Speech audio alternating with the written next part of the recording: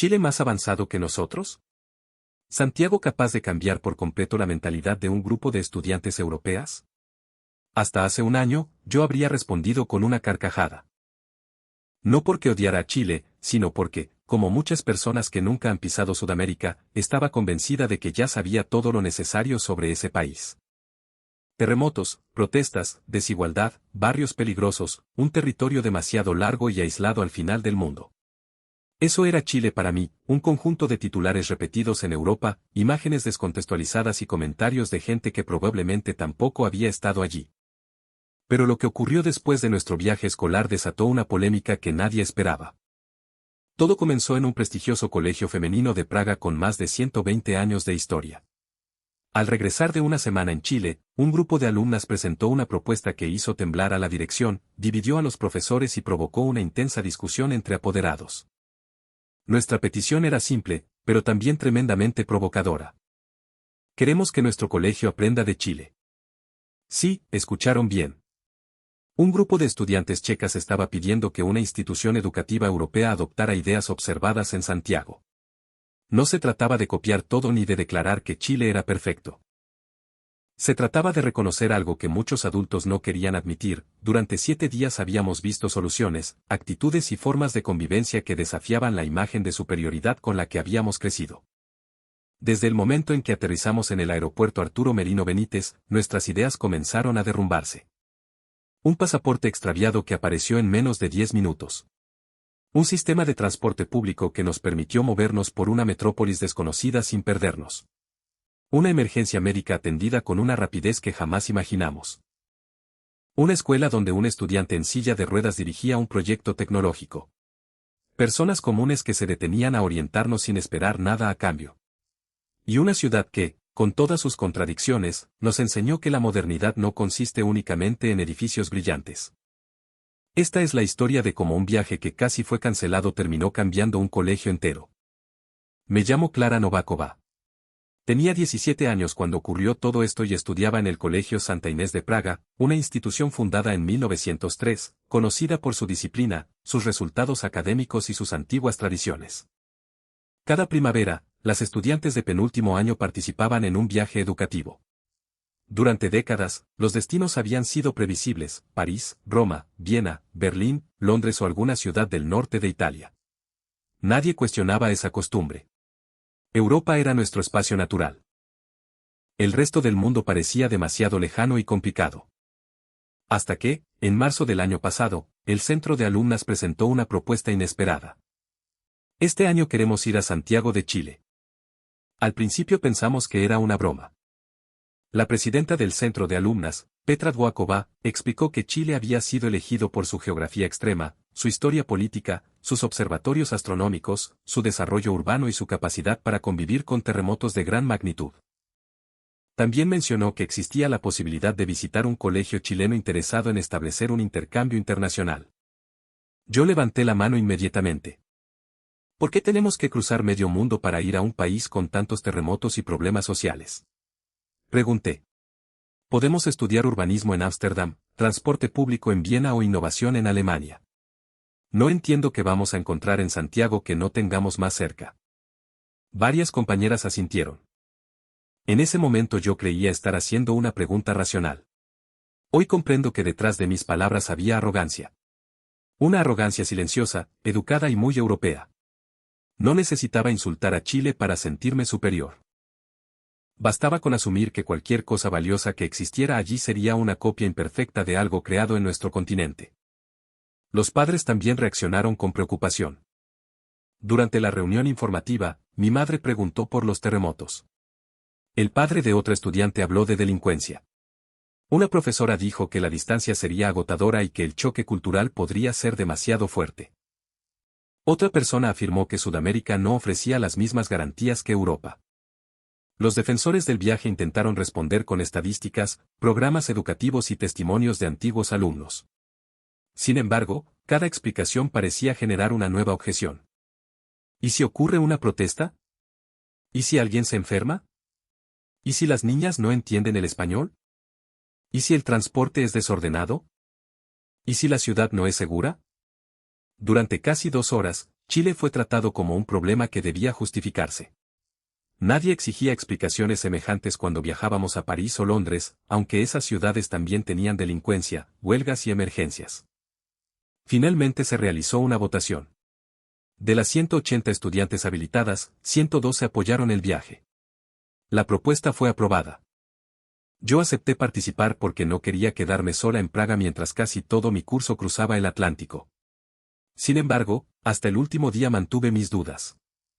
Antes de salir, mi padre me entregó una pequeña carpeta con fotocopias del pasaporte, números de emergencia, datos del seguro y la dirección del consulado. No te separes del grupo, me dijo.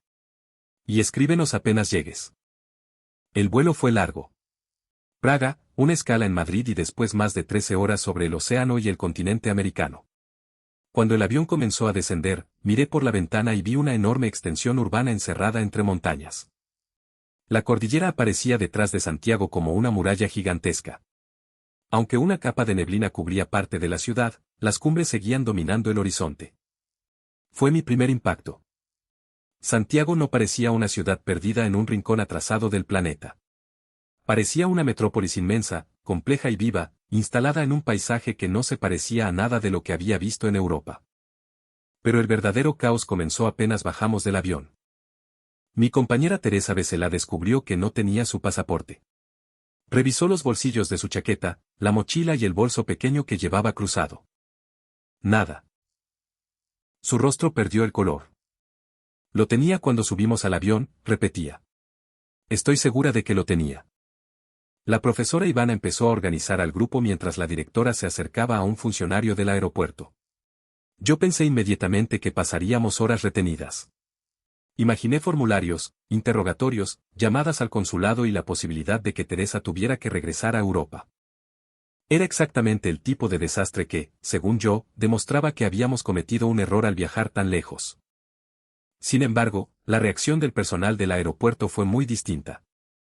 Una funcionaria llamada Daniela escuchó la explicación, pidió el número del asiento y se comunicó con el equipo de operaciones.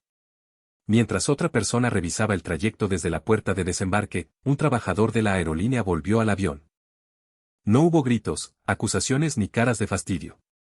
Daniela le habló a Teresa con calma. Tranquila, lo más probable es que siga en el avión. Vamos a ubicarlo. A los pocos minutos recibió una llamada. El pasaporte había caído debajo del asiento delantero. 7 minutos después, un funcionario apareció con el documento dentro de una bolsa transparente. Teresa miró su reloj y luego me miró a mí. 7 minutos, dijo. Solo 7. Yo no respondí. En Praga, un objeto perdido dentro de un avión también podría recuperarse, por supuesto. Pero lo que me impresionó fue la coordinación. Nadie parecía improvisar. Cada persona sabía a quién llamar, qué información solicitar y cómo mantener tranquila a una estudiante extranjera que estaba al borde del llanto. El control migratorio también avanzó con una rapidez que no esperábamos. Había señalización en español e inglés, filas bien diferenciadas y funcionarios que orientaban a quienes no sabían qué formulario presentar. No diré que todo fue perfecto. Éramos un grupo grande y algunas maletas tardaron bastante en aparecer. Pero incluso ahí descubrí algo importante: Chile real no coincidía con el desastre permanente que yo había imaginado. En la salida nos esperaba nuestro guía, un santiaguino llamado Sebastián Araya. Tendría unos 35 años, hablaba un inglés excelente y desde el primer momento utilizó un humor muy chileno que al principio nos costó entender. Bienvenidas al país donde en una misma semana pueden tener sol, lluvia, temblor y 4 estaciones políticas distintas, dijo mientras nos ayudaba con las maletas. Algunas se rieron. Yo no sabía si hablaba en serio. Durante el viaje hacia Providencia, Sebastián nos explicó que Santiago tenía comunas muy diferentes entre sí y que no debíamos juzgar toda la ciudad por un solo barrio. Nos mostró la autopista, las líneas del metro, los edificios del centro financiero y las construcciones más antiguas. Cuando aparecieron las torres de Sanatán, Petra se inclinó hacia la ventana. Esto no se ve como yo esperaba. ¿Y cómo esperabas que se viera?, le preguntó Teresa. Petra tardó en contestar. Esa pregunta comenzó a perseguirnos a todas. ¿Cómo esperábamos que se viera Chile? ¿Calles de tierra? ¿Casas precarias en cada esquina? ¿Personas viviendo constantemente entre protestas y terremotos? Nadie lo decía directamente, pero muchas habíamos llegado con una versión congelada y simplificada del país. El hotel estaba cerca de la Avenida Providencia. El proceso de registro fue rápido y nuestras habitaciones ya estaban distribuidas. La recepcionista hablaba español e inglés y nos entregó información sobre rutas de evacuación, protocolos sísmicos y números de emergencia. Cuando escuché la palabra terremoto, volví a ponerme nerviosa. La recepcionista lo notó. No se preocupen, dijo. En Chile estamos acostumbrados a prepararnos. El problema no es que la tierra se mueva, el problema sería no saber qué hacer cuando se mueve. Esa frase me quedó grabada. En Europa muchas veces pensábamos en Chile como un país condenado por la naturaleza. Pero los chilenos no hablaban de los terremotos como víctimas indefensas. Hablaban de prevención, normas de construcción, simulacros y memoria colectiva. Esa primera noche, desde la ventana del hotel, observé las luces de Santiago extendiéndose hasta perderse en la distancia. Detrás de los edificios se levantaba la cordillera. Habíamos pasado menos de un día en Chile y mis certezas ya comenzaban a agrietarse. A la mañana siguiente salimos para conocer el transporte público. Sebastián anunció que no utilizaríamos un bus turístico. Para entender Santiago tienen que moverse como se mueve la gente de Santiago, dijo. Hoy vamos en metro y en buses red. Yo volví a preocuparme. Si el aeropuerto había sido una sorpresa agradable, el transporte de una ciudad latinoamericana de millones de habitantes seguramente sería otra historia. Imaginé estaciones caóticas, vehículos antiguos y mapas imposibles de comprender. Caminamos hasta la estación Pedro de Valdivia. Antes de entrar, Sebastián nos ayudó a revisar una aplicación con información en tiempo real y nos entregó tarjetas VIP, previamente cargadas. Algunas compañeras también probaron el sistema de pago mediante código QR disponible en sus teléfonos. No pierdan la tarjeta, bromeó. Aunque después de lo del pasaporte, parece que aquí encontramos cualquier cosa. La entrada estaba llena de personas que se dirigían al trabajo. Había ruido y movimiento, pero no el desorden que yo esperaba. Las líneas del suelo, las señales y los mapas permitían orientarse con bastante facilidad. Cuando acercamos las tarjetas a los lectores, los torniquetes se abrieron uno tras otro. Teresa me sonrió.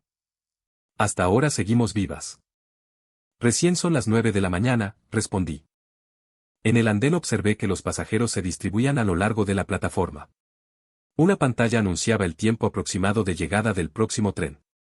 No siempre era exacto al segundo, como algunos vídeos promocionales hacían creer, pero resultaba suficientemente claro para organizar el viaje. El tren llegó lleno. Ese fue el primer momento en que vimos una realidad menos cómoda. Santiago no era una ciudad vacía diseñada para turistas. Era una capital donde millones de personas se trasladaban cada día. Tuvimos que mantenernos juntas y avanzar con rapidez. Sin embargo, incluso en medio de la hora punta, varias personas nos ayudaron. Un hombre hizo espacio para que una compañera pudiera entrar con su mochila. Una mujer nos indicó en qué estación debíamos combinar. Otra pasajera, al escuchar nuestro español torpe, cambió al inglés y nos explicó cómo llegar a Plaza de Armas. No eran funcionarios de turismo. Eran personas comunes que iban atrasadas a sus trabajos. En Los Héroes realizamos nuestra primera combinación. Yo esperaba perderme, pero las líneas de colores y los letreros hacían el recorrido comprensible. Sebastián nos pidió que intentáramos orientarnos sin seguirlo directamente. Ustedes deciden hacia dónde vamos, dijo. Después de estudiar el mapa, encontramos la conexión correcta. Cuando salimos a la superficie cerca del centro histórico, sentí una satisfacción extraña.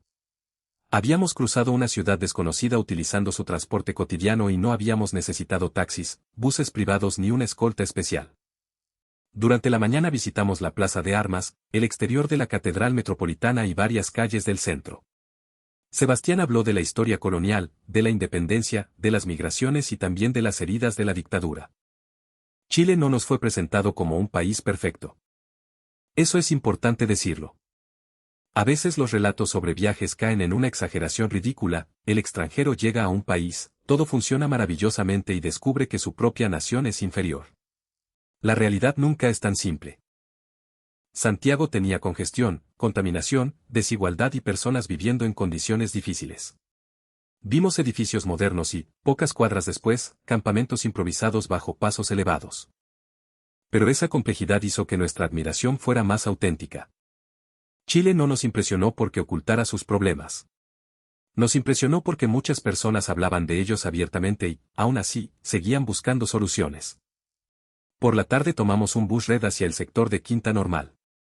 La aplicación indicaba el recorrido, las paradas y el tiempo estimado.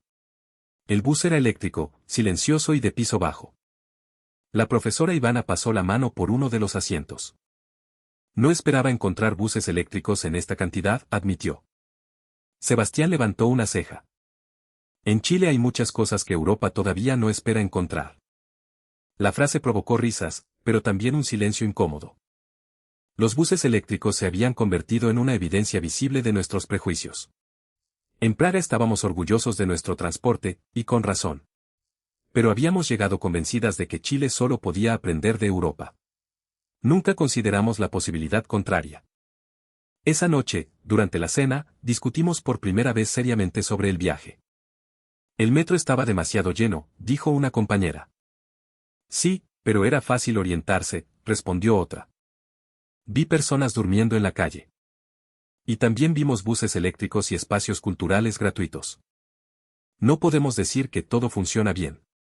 Nadie está diciendo eso. Entonces Teresa pronunció una frase que marcó el tono del resto de la semana. Quizás el problema es que vinimos a comprobar que Chile era inferior. No vinimos a conocerlo. Nadie quiso admitirlo, pero tenía razón. El tercer día estaba programada una visita al Cerro San Cristóbal y al Parque Metropolitano. La temperatura había subido bastante y Sebastián nos pidió llevar agua, protector solar y sombrero. Una de mis compañeras, Marketa Orakova, dijo que se sentía bien y decidió caminar más rápido que el resto. Era deportista, estaba acostumbrada a largas excursiones y no creía que el calor pudiera afectarla. Cerca de uno de los miradores, Marketa comenzó a tambalearse. Al principio pensamos que había tropezado. Después cayó de rodillas y perdió el conocimiento. Todo ocurrió en segundos. La profesora Ivana gritó su nombre. Varias estudiantes se paralizaron. Otras empezaron a llorar. Yo sentí que el miedo que había acumulado antes del viaje regresaba de golpe. Estábamos en una ladera, en un país extranjero y una de nuestras compañeras no reaccionaba. Sebastián llamó al 131 y se comunicó con el SAMU. Mientras describía la situación, una trabajadora del parque se acercó con un botiquín y pidió despejar el área. Otro funcionario indicó nuestra ubicación exacta utilizando un punto de referencia interno. La operadora dio instrucciones para mantener a Marketa en una posición segura, revisar su respiración y reducir su temperatura corporal. Un turista chileno nos ofreció una botella de agua fría. Una mujer sacó un paño limpio de su mochila. Un joven se quedó en la entrada del sendero para orientar a los equipos de emergencia. Nadie preguntó de qué país éramos antes de ayudar. A los pocos minutos escuchamos una sirena. El vehículo de emergencia no podía llegar exactamente hasta el mirador, por lo que dos paramédicos avanzaron rápidamente con equipos portátiles. Revisaron a Marketa, midieron su presión y comenzaron a estabilizarla. Uno de ellos, llamado Felipe, hablaba inglés. Todo indica que es un cuadro de deshidratación y agotamiento por calor, nos explicó. Está respirando bien. La vamos a trasladar para evaluarla. Mientras atendían a Marketa, los datos básicos fueron comunicados al centro asistencial que la recibiría. La coordinación no fue cinematográfica ni perfecta. Hubo que esperar algunos minutos para el descenso y completar información del seguro. Pero la sensación general fue de orden y profesionalismo. Yo acompañé a la directora en la ambulancia. Durante el trayecto observé cómo la paramédica revisaba constantemente los signos vitales de Marketa. Le hablaba aunque ella todavía estaba desorientada. Ya, Marketa, tranquila. Estás acompañada. Vamos llegando.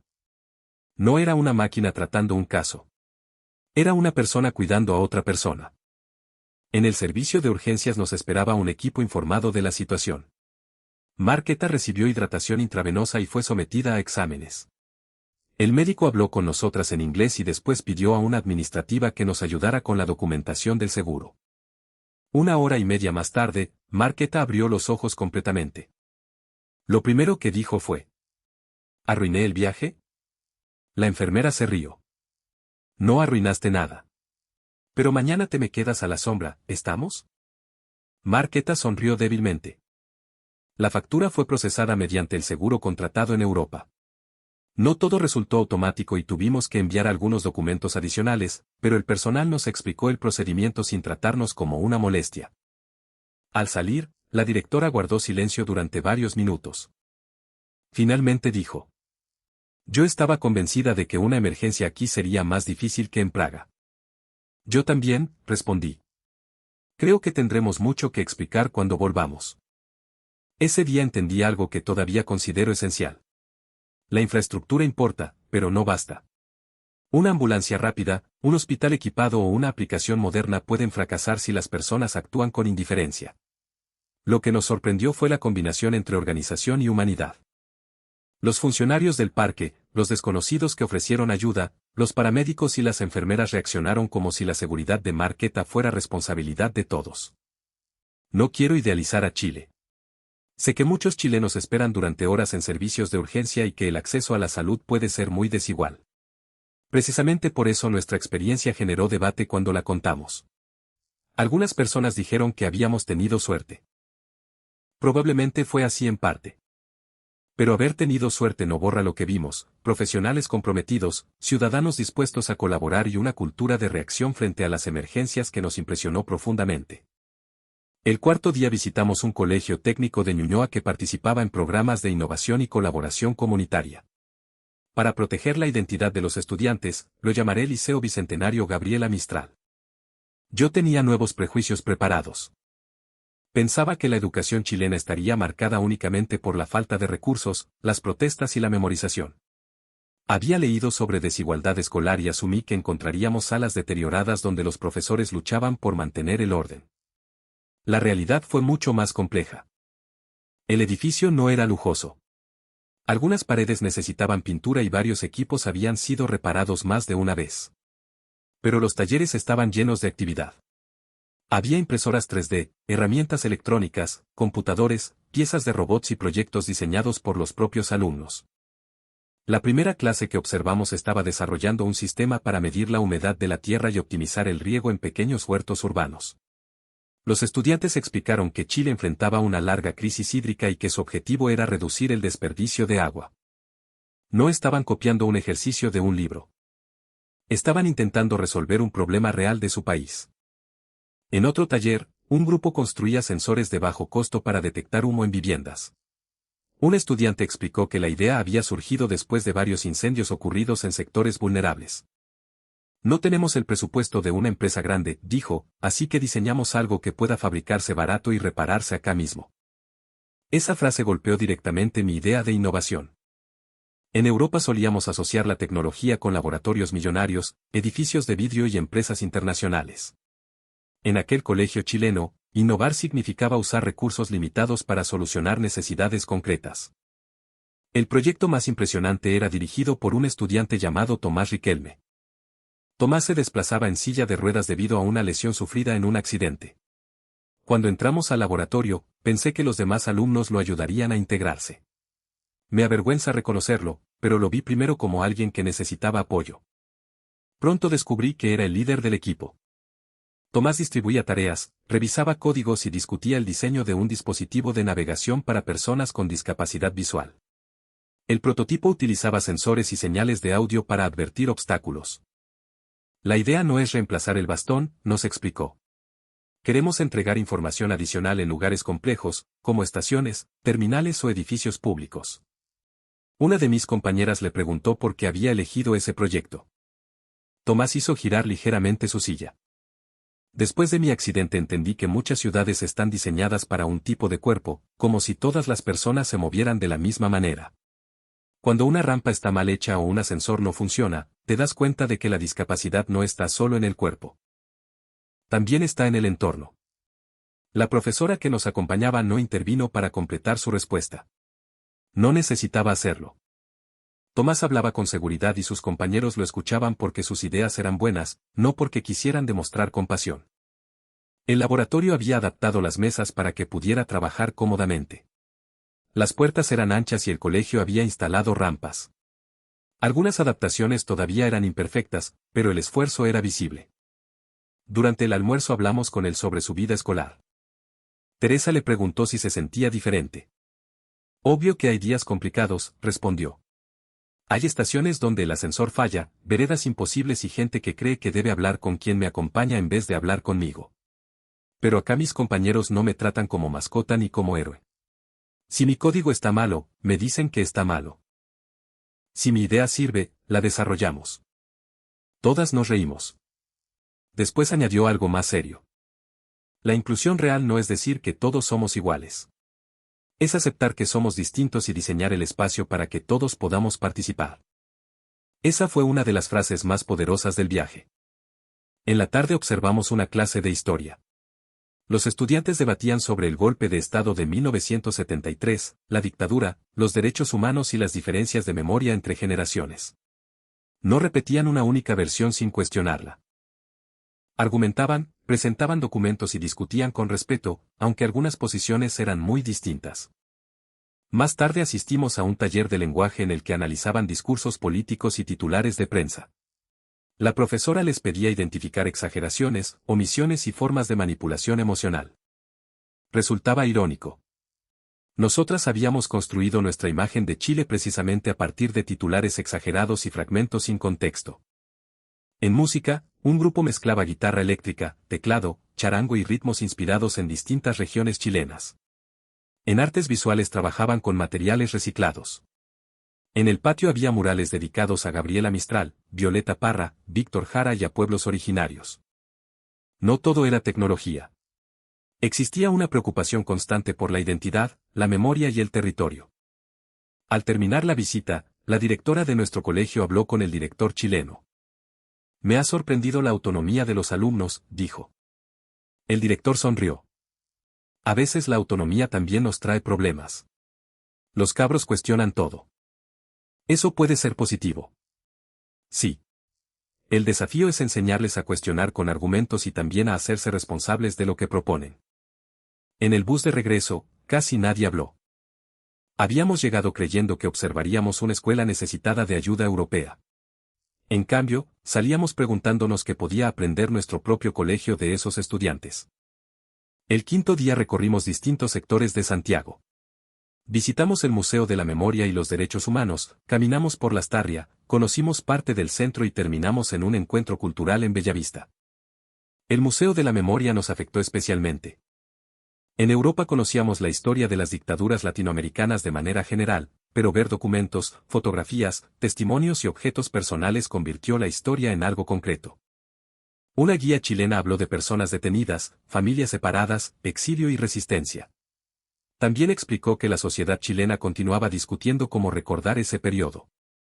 La memoria no elimina el conflicto, dijo, pero evita que la comodidad transforme el silencio en olvido. Esa frase generó una conversación intensa entre nosotras. En nuestro colegio también estudiábamos guerras, ocupaciones y regímenes autoritarios, pero muchas veces lo hacíamos desde una distancia académica. En Chile vimos una memoria viva, incómoda y presente en las familias. Por la tarde conversamos con estudiantes universitarios. Nos hablaron de las movilizaciones estudiantiles, del costo de la educación, de las diferencias entre comunas y de la frustración política. Una joven llamada Camila fue muy directa. No se vayan pensando que Chile es una maravilla porque vieron buses eléctricos y un barrio bonito, nos advirtió. Este país es muy desigual. Hay personas que viven realidades completamente distintas a pocos kilómetros de distancia. Le dije que precisamente eso nos confundía. Vemos problemas muy profundos, pero también vemos una capacidad enorme para organizarse. Camila se encogió de hombros. Esa contradicción también es Chile. En mi opinión, ahí estaba la verdadera fuerza de nuestra experiencia. Chile no nos impactó por parecerse a una postal futurista. Nos impactó porque era un país lleno de tensiones que seguía funcionando, creando y discutiendo su propio futuro. Por la noche regresamos al hotel, pero cerca de la 1:30 varias compañeras dijeron que tenían hambre. Querían comprar algo en un local cercano. La profesora Ivana se negó al principio. No vamos a salir de madrugada en una ciudad que no conocemos. Sebastián explicó que la zona de Providencia donde estábamos alojadas tenía movimiento nocturno, iluminación y comercios abiertos, aunque nos recomendó salir en grupo y mantener las precauciones habituales. No dijo que Santiago fuera completamente seguro. Nadie responsable podría decir algo así. Finalmente, 2 profesoras nos acompañaron. Al salir del hotel encontramos avenidas iluminadas, taxis, buses nocturnos, repartidores y grupos de jóvenes regresando a sus casas. Había restaurantes cerrando y pequeños locales que seguían atendiendo. Yo caminaba alerta, sujetando el bolso contra mi cuerpo. En una esquina, Teresa miró el mapa del teléfono y se dio cuenta de que avanzábamos en la dirección equivocada. Una pareja chilena que esperaba para cruzar la calle notó nuestra confusión. ¿Buscan algo?, preguntó el hombre. Sebastián no estaba con nosotras esa noche, así que intentamos explicar en español que queríamos encontrar un minimarket abierto. La mujer señaló una calle cercana y después cambió al inglés. Hay uno a 2 cuadras, pero esta entrada está cerrada. Tienen que doblar por la avenida. Vamos hacia allá, las acompañamos un tramo. Caminaron con nosotras hasta la esquina correcta. Antes de despedirse, la mujer dijo: Cuídense las cosas, chiquillas, y no se separen. Aquella advertencia me pareció más honesta y valiosa que cualquier afirmación de seguridad absoluta. No estaban fingiendo que no existía delincuencia. Nos estaban ayudando a movernos de manera responsable. En el minimarket, el trabajador del turno de noche intentó recomendarnos productos chilenos. Compramos empanadas, sopaipillas envasadas, chocolates, jugos y una cantidad absurda de snacks. Cuando Marqueta preguntó por algo muy chileno, el trabajador le entregó un paquete de ramitas y una bebida. Con esto ya tienen la experiencia completa, bromeó. En el regreso vimos a personal municipal conversando con una persona que dormía cerca de una estación. Más adelante, 2 carabineros patrullaban la avenida. La presencia policial no me hizo sentir que estábamos en una ciudad sin problemas, sino que existía una estructura intentando gestionarlos. Al llegar al hotel, Petra fue la primera en hablar. No diría que Santiago es más seguro que Praga. Yo tampoco, respondió Teresa. Pero tampoco es la ciudad aterradora que nos describieron. Marqueta abrió una empanada y dijo: Quizás ese es el problema.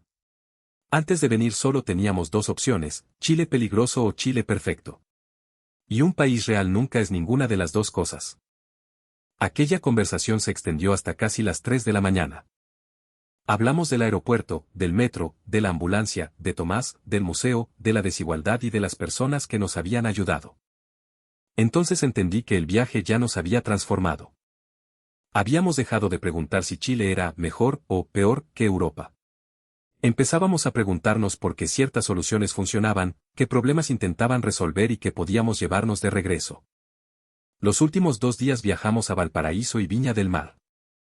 El cambio de paisaje fue radical.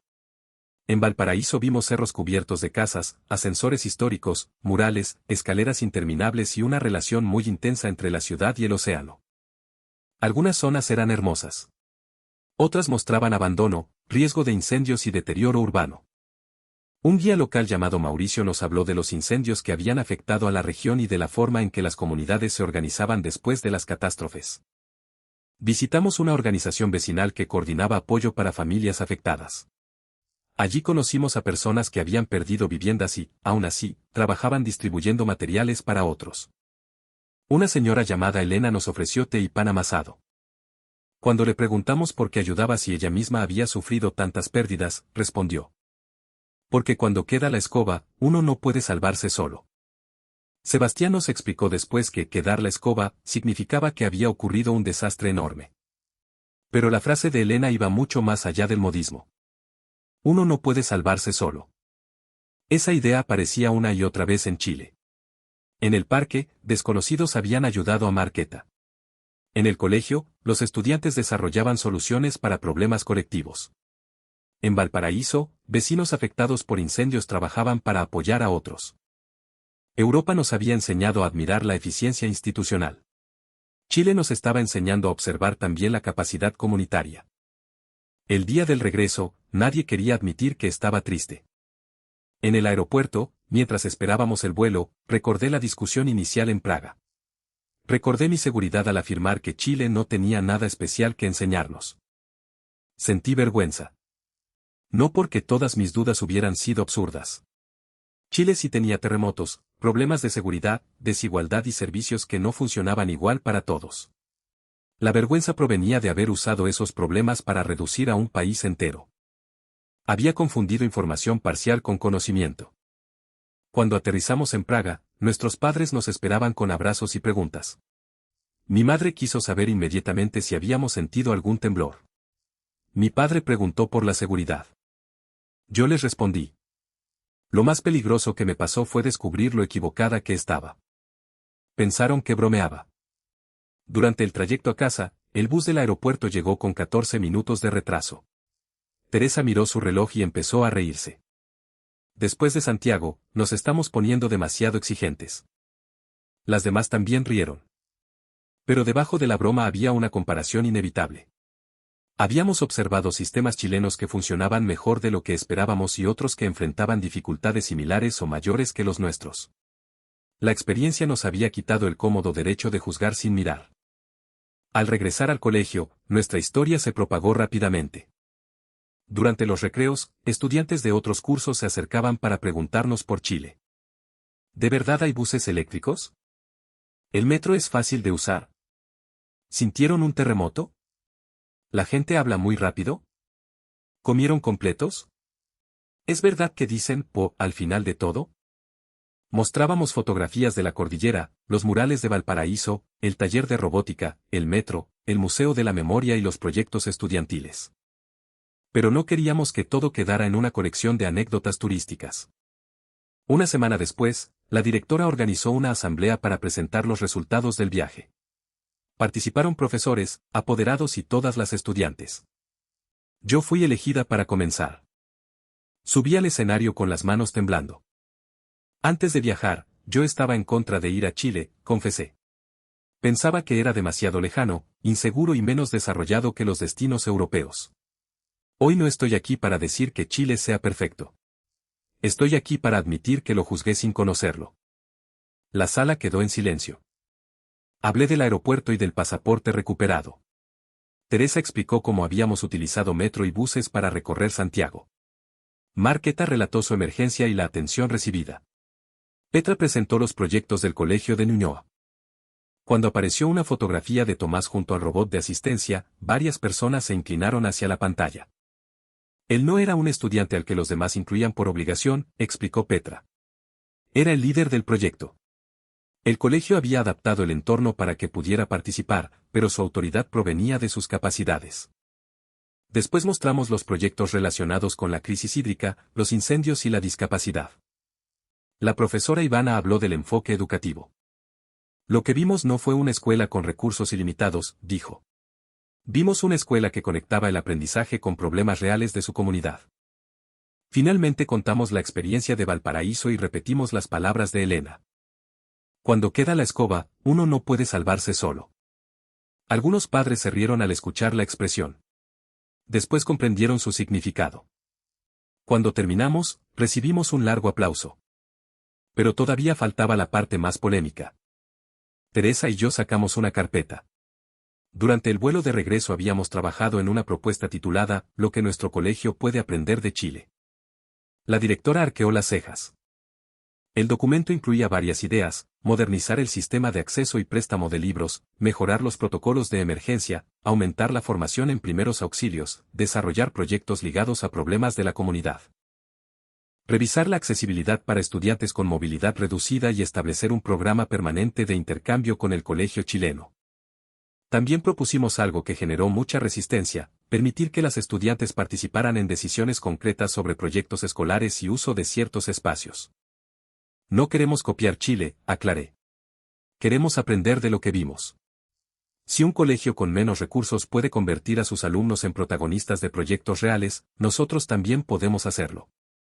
Un profesor levantó la mano. ¿Están diciendo que nuestro sistema educativo es inferior? No, respondí. Estamos diciendo que no es perfecto solo por ser europeo. La frase provocó murmullos. Algunos docentes consideraron que nuestra propuesta era ingenua. Un apoderado dijo que habíamos regresado deslumbradas por lo exótico. Otra madre preguntó por qué debíamos observar a Chile si países como Finlandia o Alemania tenían modelos más reconocidos. Marqueta pidió la palabra. Porque estuvimos allí. Porque lo vivimos. Y porque aprender de un país no significa negar sus problemas. La discusión continuó durante varias semanas. La prensa local se enteró después de que una madre publicara parte de nuestra presentación en redes sociales. El titular de un periódico decía: alumnas de prestigioso colegio de Praga exigen cambios inspirados en Chile. La noticia provocó comentarios de todo tipo. Algunos se burlaban. Europa aprendiendo de Latinoamérica, qué chiste. Otros apoyaban la propuesta. Tal vez ese es el verdadero intercambio cultural, dejar de pensar que solo una parte del mundo tiene algo que enseñar. También aparecieron chilenos comentando desde Santiago, Valparaíso y otras ciudades. Algunos se sentían orgullosos. Otros nos advertían que habíamos visto una parte privilegiada del país. Leímos todos esos mensajes. Las críticas chilenas fueron especialmente importantes porque nos obligaron a evitar una visión romántica. Comprendimos que nuestra experiencia como visitantes europeas no representaba la vida cotidiana de todos los chilenos. Por eso modificamos el documento. Incluimos un apartado sobre desigualdad, acceso irregular a servicios, segregación urbana y desafíos pendientes. No queríamos convertir a Chile en una fantasía para reemplazar el prejuicio negativo por uno positivo. Queríamos reconocer aprendizajes concretos sin borrar la realidad. 3 meses después, la directora anunció las primeras medidas. El colegio actualizaría sus protocolos de emergencia. Se instalarían nuevos desfibriladores, todos los profesores recibirían capacitación en primeros auxilios y se realizarían simulacros coordinados con servicios locales. También comenzaría una revisión de accesibilidad. Varias zonas del edificio histórico no podían ser utilizadas por una persona en silla de ruedas sin asistencia. Durante años, nadie había considerado aquello urgente porque no teníamos estudiantes con esa necesidad. La historia de Tomás cambió esa mentalidad. No deberíamos esperar a que llegue un estudiante con discapacidad para descubrir que el colegio lo excluye, dijo la directora. La biblioteca incorporó un sistema digital de reservas y se creó una aplicación interna para ciertos trámites escolares. No era una copia del transporte chileno, pero la experiencia de movernos con información centralizada había inspirado la idea. El cambio más profundo apareció en las clases. Los profesores comenzaron a desarrollar proyectos vinculados con problemas reales de Praga, eficiencia energética, accesibilidad de edificios, soledad en adultos mayores, reciclaje y movilidad urbana. Ya no bastaba con memorizar información. Las estudiantes debían investigar, proponer soluciones, construir prototipos y defender sus decisiones. Nuestro curso trabajó en una aplicación para identificar rutas accesibles en el centro histórico. La idea nació directamente de las conversaciones con Tomás. Mientras tanto, el intercambio con el colegio chileno se volvió permanente. Realizamos reuniones virtuales cada 2 semanas.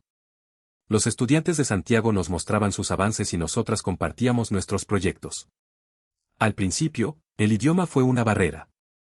Después comenzamos a mezclar español, inglés y gestos. Tomás se reía de nuestro uso excesivamente formal del español. Hablan como libro antiguo, decía. Nosotras nos burlábamos de la velocidad con la que él hablaba. No entendemos nada cuando empiezas con cachai, al tiro, y la cuestión, respondía Teresa. Con el tiempo aprendimos. Un año después, 5 estudiantes chilenos llegaron a Praga, incluido Tomás. El reencuentro fue emocionante. Cuando lo vi avanzar por la salida del aeropuerto, recordé el día en que lo había considerado primero como una persona que necesitaba ayuda. Ahora lo veía como un amigo, un líder y uno de los jóvenes más determinados que había conocido. Nuestro colegio había instalado rampas móviles, adaptado un baño y revisado el ascensor antes de su llegada. Sin embargo, el edificio antiguo todavía presentaba obstáculos. Tomás no se molestó en fingir que todo estaba bien. Esta puerta es demasiado pesada, dijo el primer día. Y esa rampa parece diseñada por alguien que nunca ha usado una silla de ruedas. La administración tomó nota. Esa honestidad era parte del intercambio. Los chilenos no llegaron a Europa para admirarnos en silencio. También señalaron nuestras fallas. Durante su estadía, desarrollamos juntos una versión mejorada del sistema de navegación. El prototipo combinaba mapas, vibraciones y mensajes de audio para orientar a personas con discapacidad visual o movilidad reducida en edificios históricos. El proyecto recibió atención de medios locales. Un periodista preguntó a Tomás qué había aprendido en Europa. Él respondió: que todos los países creen que están más avanzados de lo que realmente están. La frase se hizo viral. Algunos la interpretaron como un ataque. Otros comprendieron el mensaje. Chile tenía cosas que aprender de República Checa. Nosotros teníamos cosas que aprender de Chile. La verdadera madurez comenzaba cuando ambas partes abandonaban la obsesión por demostrar superioridad. Mi vida también cambió. Empecé a estudiar español y decidí postular a la carrera de planificación urbana. Santiago me había mostrado cómo la geografía, el transporte, la desigualdad y las decisiones políticas podían transformar la experiencia cotidiana de una ciudad. Teresa eligió Relaciones Internacionales. Marqueta, después de su experiencia con el SAMU, comenzó a prepararse para estudiar medicina de urgencias. Petra se interesó por innovación educativa. Incluso nuestros padres cambiaron. Mi madre, que había sido una de las mayores opositoras al viaje, comenzó a participar en actividades culturales organizadas por la comunidad chilena en Praga. El padre de Marqueta colaboró en la compra de equipos para primeros auxilios. Otros apoderados ayudaron a financiar el intercambio. Un viaje que había comenzado con miedo terminó creando vínculos que nadie había imaginado. Hoy, cuando alguien me pregunta si Chile es más avanzado que Europa, rechazo la pregunta. ¿Más avanzado en qué? ¿En todos los hospitales? No. ¿En cada colegio? Tampoco. ¿En seguridad, igualdad o infraestructura? Depende del lugar, del servicio y de la persona que responda. Pero Chile nos enseñó cosas que no estábamos preparadas para ver. Nos enseñó que la tecnología puede ponerse al servicio de problemas cotidianos. Que una comunidad acostumbrada a terremotos e incendios desarrolla formas extraordinarias de organización. Que la innovación también nace de la escasez. Que un estudiante en silla de ruedas no necesita lástima, sino un entorno que no bloquee su participación. Que la memoria histórica debe incomodar para seguir viva. Y que la amabilidad de una persona desconocida puede destruir años de prejuicios en pocos minutos. También nos enseñó que admirar a un país no significa ocultar sus fallas. Chile tiene heridas profundas. Tiene desigualdades difíciles de justificar, barrios abandonados, servicios saturados y ciudadanos cansados de promesas incumplidas. Los propios chilenos nos lo dijeron. Sin embargo, ese país contradictorio logró cambiarnos. No fue una postal perfecta la que transformó nuestro colegio. Fue la mezcla de modernidad y dificultad, belleza y conflicto, eficiencia e improvisación, crítica y esperanza. Fue la señora de Valparaíso diciendo que nadie puede salvarse solo. Fue un paramédico hablándole con calma a una estudiante extranjera. Fue una pasajera del metro dejando de lado su apuro para indicarnos una combinación. Fue Tomás corrigiendo a sus compañeros desde el centro de un laboratorio. Fue una profesora chilena enseñando a sus estudiantes a desconfiar de los titulares manipuladores. Y fue nuestra propia vergüenza al comprender que habíamos viajado miles de kilómetros no para conocer Chile, sino para confirmar una idea previa. Afortunadamente, Chile no permitió que lo redujéramos a esa idea. Un año después del viaje, regresé a Santiago como parte de un pequeño grupo de investigación escolar. Esta vez no llegué con miedo. Tampoco llegué creyendo que ya conocía el país. Cuando el avión descendió y la cordillera apareció nuevamente detrás de la ciudad, pensé en la Clara que había aterrizado allí por primera vez. Era una joven convencida de que Europa ocupaba el centro del mundo. Creía que viajar consistía en observar a otros países desde una posición segura y compararlos con nuestro modelo. La persona que regresaba era diferente. Había aprendido que conocer otro país exige algo más difícil que tomar fotografías. Exige renunciar temporalmente a la necesidad de tener razón. En el aeropuerto me esperaba Sebastián. Mira quién volvió, dijo. La europea que no quería venir a Chile. No me lo recuerdes. Hay que recordarlo. Así la historia queda más dramática. Nos reímos. Mientras avanzábamos hacia Santiago, vi nuevos buses eléctricos, obras viales, edificios en construcción y sectores donde los problemas continuaban siendo evidentes. La ciudad seguía cambiando y contradiciéndose. No era perfecta. Nunca lo había sido. Pero ahora comprendía que la perfección no era lo que habíamos venido a buscar. Lo que encontramos en Chile fue algo más valioso, la capacidad de cuestionar nuestras certezas. Y por eso, cuando alguien vuelve a repetir que Sudamérica no tiene nada que enseñarle a Europa, yo cuento nuestra historia. Cuento cómo un pasaporte perdido fue recuperado en minutos. Cómo una emergencia médica movilizó a funcionarios y desconocidos. Como un colegio chileno con recursos limitados desarrollaba soluciones para problemas reales. Como un estudiante llamado Tomás obligó a una institución europea de 120 años a revisar sus barreras. Como una semana en Santiago y Valparaíso terminó modificando protocolos, clases, instalaciones y proyectos de vida a más de 12.000 kilómetros de distancia. Al principio queríamos descubrir qué tan atrasado estaba Chile. Al final descubrimos qué tan atrasados estaban algunos de nuestros propios prejuicios. Esa fue la verdad que más dolió. Y también fue el aprendizaje que terminó cambiándolo todo. Porque los países no se transforman únicamente cuando reciben inversiones, construyen edificios o importan tecnología. También se transforman cuando sus ciudadanos se atreven a observar otras realidades sin arrogancia. Nuestro colegio cambió porque un grupo de estudiantes dejó de aceptar la idea de que aprender solo podía ocurrir en una dirección. Nosotras viajamos creyendo que Europa iba a observar a Chile. Regresamos comprendiendo que Chile también nos había estado observando a nosotras. Observando nuestras certezas. Nuestras limitaciones. Nuestra forma de llamar universal a lo que en realidad era simplemente europeo.